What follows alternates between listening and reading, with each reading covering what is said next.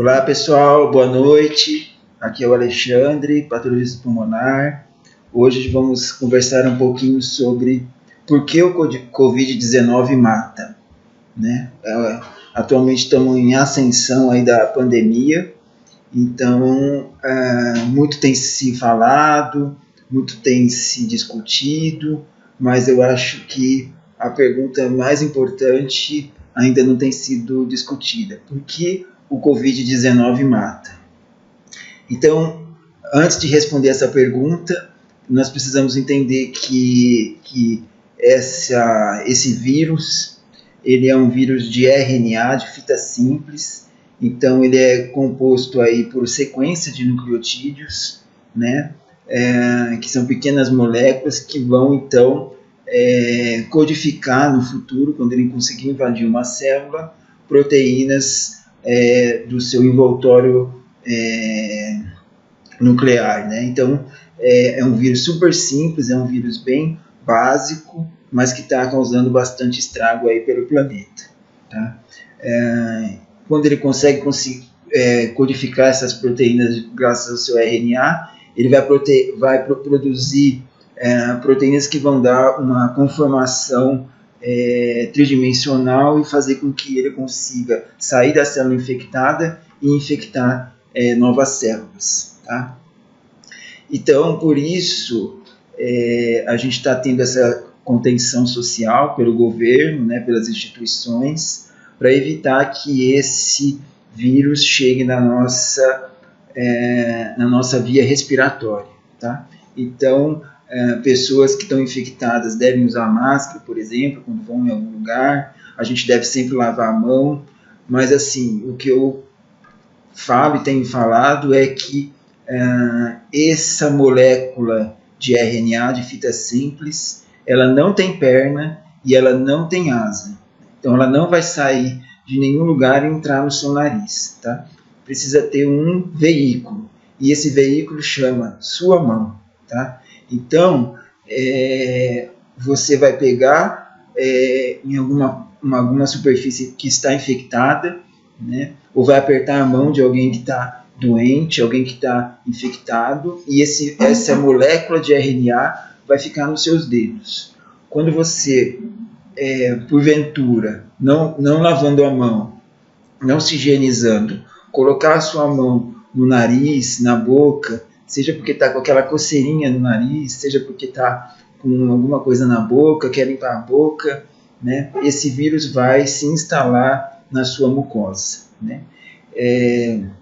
Uma vez instalado, ele vai tentar se ligar a essas células, né, e penetrar dentro das suas células, da sua via respiratória.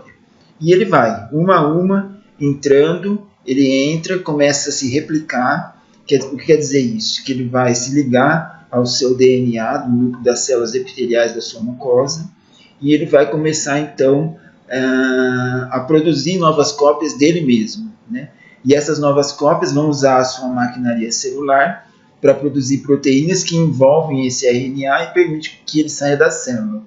E esse processo vai longamente, né? Então, nesse primeiro contato, a pessoa não tem imunidade, seu sistema imune não conhece o vírus, ele trabalha de maneira sossegada, sem nenhuma resposta do seu organismo. Ele vai infectando célula a célula, né? Então vai começar ali do seu nariz, onde você colocou o seu dedo infectado, e vai garganta, traqueia, brônquios, e vai então, enfim, chegar nos bronquíolos respiratórios, nos bronquíolos terminais e respiratórios, e aí nas células alveolares.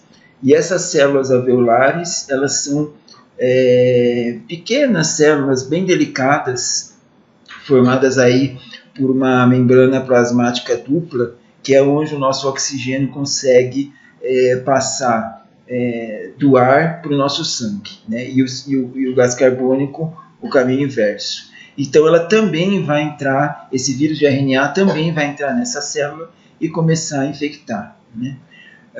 O grande problema é que, uma vez que a célula é infectada, o vírus usa ela por um tempo para produzir mais cópias de si mesma, né? E aí essa produção é tão exacerbada que esse vírus acaba lesionando essa membrana, essa célula, e estourando ela, né? E uma vez que essa célula é estourada, uma vez que essa célula é danificada, ela começa a liberar mediadores, e esses mediadores vão ter uma função inflamatória muito importante, né? Então aqui vale a pena destacar que o alvéolo, ou septo alveolar, é uma membrana bem fininha, formada por 4 membranas plasmáticas. A primeira do pneumócito, a segunda do pneumócito, então dentro tem o citoplasma, uma membrana basal, e aí mais 4 membranas plasmáticas, mais 2 membranas plasmáticas, do endotélio, citoplasma e endotélio. Então isso é uma estrutura muito fininha, muito delicada, que a gente consegue ver muito bem histologicamente, por exemplo, tá? Então, uma vez com essa estrutura delicada lesionada, isso vai liberar esses mediadores, e esses mediadores, então, vão atrair o quê? Células inflamatórias, tá? Então, a primeira célula inflamatória que é atraída em lesão de septo alveolar é o neutrófilo, né? E quem conhece o neutrófilo, já ouviu falar no neutrófilo, sabe que ele é uma célula muito agressiva, muito brava. Por quê? Ela libera seus grânulos internos que vão o quê? Tentar destruir todo aquele agente, né? Então é como um ataque de míssil. Você vai matar o bandido que está dentro do prédio, mas vai quebrar, destruir todo o prédio, né? Então é isso que o neutrófilo faz. Ele agride toda aquela região, por quê? Na tentativa de destruir o agente agressor. E ele foi chamado por quê? Pelas interleucinas liberadas pela lesão ou destruição do pneumócito tipo 1, né? Durante esse processo também há um vazamento do líquido intersticial, do líquido até plasmático, né? Porque o endotélio, que é a membrana plasmática que está abaixo, ela também retrai, então faz com que o plasma acabe vazando um pouquinho, né? E essa lesão de plasma que a gente vai ter na membrana junto com esses neutrófilos, a gente vai chamar de dano alveolar difuso, tá? E esse plasma, pouquinho que vaza, que cheio de proteínas plasmáticas que atapetam ou que formam essa membrana plasmática, esses endotélios, esses pneumócitos lesionados, ele é chamado de membrana hialina, tá? Então, é típico do dano alveolar difuso essa formação da membrana hialina, tá? Porque ela vai tentar, ali como se fosse uma ferida na pele, quando a gente corta a pele, forma aquela casquinha, se a gente tirar a casquinha vai ter um líquido. Esse líquido, que não é um líquido de água, é um líquido denso, porque tem muitas proteínas plasmáticas, a gente chama no alvéolo de membrana hialina. E a gente consegue ver ou definir muito bem isso histologicamente, tá? Inclusive a gente consegue perceber a retração endotelial, né, e a lesão da barreira alvéolo-capilar, tá? E aí esse processo continua, os neutrófilos acabam migrando muito mais intensamente e o dano alveolar se propaga, se amplifica, tá? Então isso acaba entrando numa cascata inflamatória que às vezes até depende pouco, né, do agente iniciante, tá? Então a pessoa começa a ter essa lesão da membrana basal muito importante, muito exuberante, né? E aí numa fase mais avançada, esse dano alveolar vai ser completamente difuso, por isso que a gente chama dano alveolar difuso, né, o DAD, tá? Apesar de ter esse nome, isso é um padrão, né? Não é que afeta todo o pulmão, né? Pode ser um lóbulo, pode ser um lobo secundário, pode ser uma parte do pulmão, tá? Então, principalmente aluno de graduação, você fala dano alveolar difuso, ele acha que tem que ser o pulmão inteiro, né? Se ele vê só uma parte, então não é dano alveolar difuso. Não, dano alveolar difuso é o nome de um padrão, né? Porque normalmente vários septos são afetados, já que também o vírus ele se dispersa no pulmão de uma maneira aleatória, probabilística igual, né? Então, várias partes do pulmão normalmente são afetadas, tá? A gente também consegue ver histologicamente, quando a gente tem uma amostra desse tecido pulmonar, efeitos citopáticos, né, que são alterações nucleares desses pneumócitos frente à infecção viral. Tá? Então, às vezes o núcleo fica em vidro fosco, o núcleo do pneumócito fica em vidro fosco, às vezes ele fica claro, branco, com grumos de cromatina, né? Então, dependendo do vírus, isso pode ter ou não um efeito citopático que a gente consegue observar muito bem em um corte histológico. Tá? E isso tem sido agora, em janeiro de 2020, foi já publicado e descrito esse efeito citopático no codivírus 19. Tá? Então, isso já está sendo mostrado, né? E aí o efeito macroscópico desse processo fisiopatológico, qual que é? É um pulmão endurecido, é um pulmão pouco crepitante, é um pulmão denso e é um pulmão violáceo. Tá? Esse é muito característico de dano alveolar difuso, que a gente chama também, os antigos chamavam isso de pulmão do choque, né?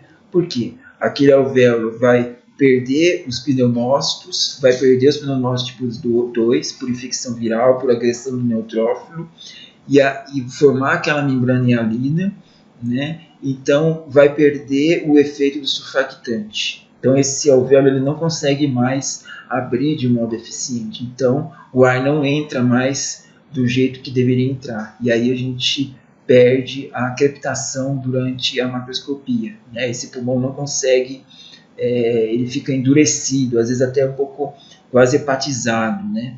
É pouco flexível, tá? De tanta infiltração desse septo por células inflamatórias, por plasma extravasado, isso a gente chama de pulmão do choque. Tá?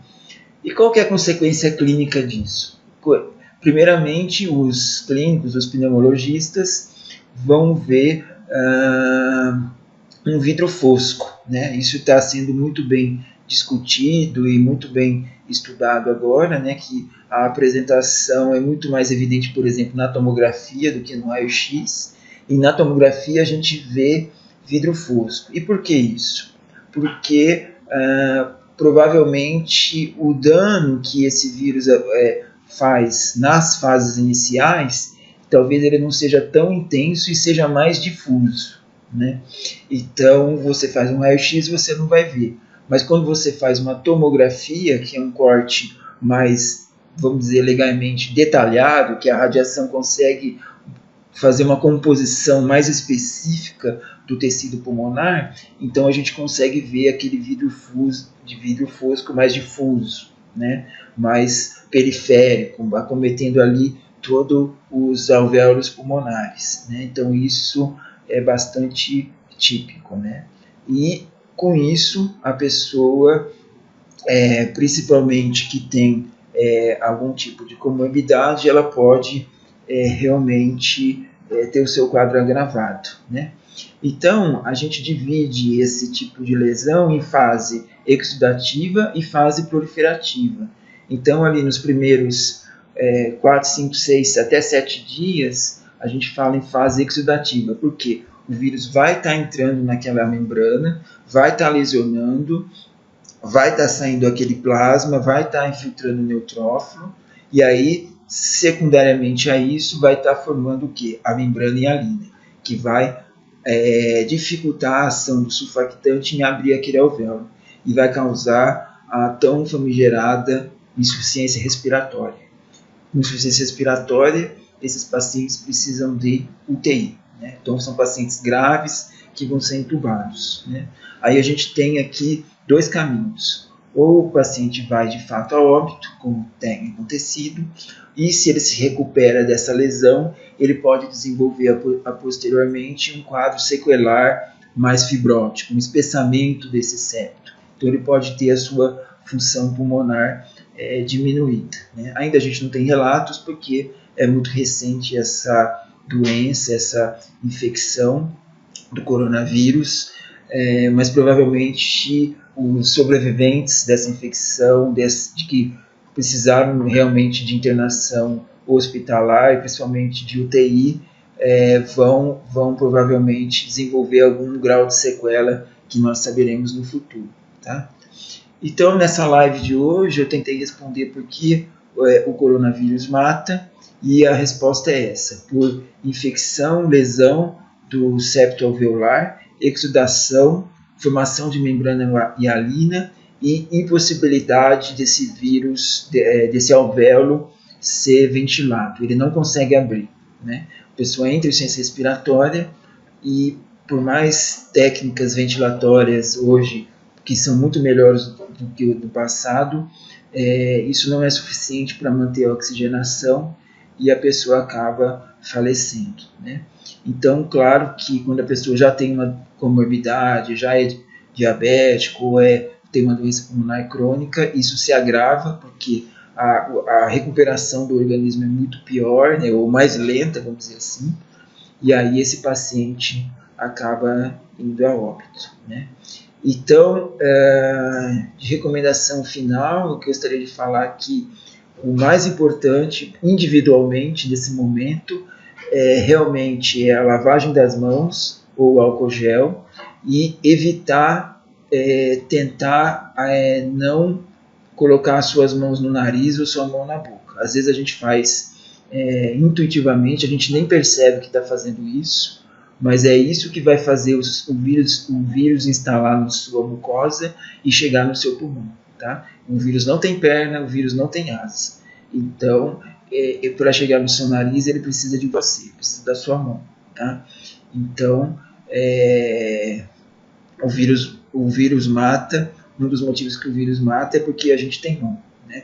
Então, por favor, lavem bem as mãos e vamos tentar sobreviver aí à crise. Obrigado aí pela presença de todos, grande abraço e até mais.